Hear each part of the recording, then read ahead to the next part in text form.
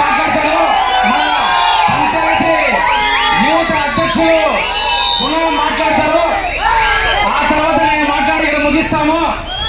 కొట్టాలూరులో శంకర్ గారు, రామకృష్ణ గారు, అదేవిధంగా ఇక్కడ వచ్చేటువంటి మహిళలకు ముఖ్యంగా గెలిపించినటువంటి మీ అందరికీ కూడా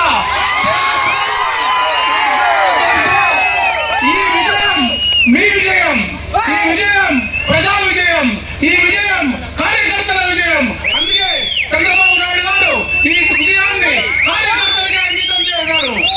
అంటే ఆయన వస్తానే సంతకం చేసిందే యువకుల కోసం, ఉద్యోగాల కల్పన కోసం.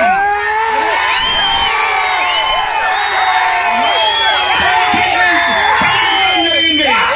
ఈ నెల తీసిన వాళ్ళందరికీ కూడా 7,000 రూపాయలు ప్రతి ఒక్కరికి పెన్షన్ వస్తుంది.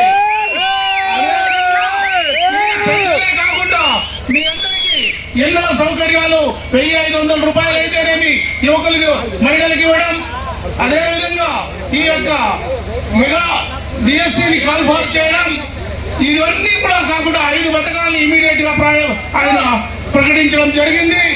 ఈ 5 పథకాల్లో మనందరినీ కూడా పేదలకి ఏ విధంగా సహాయం చేయాలి అనేది ఆయన తెలియజేశారు.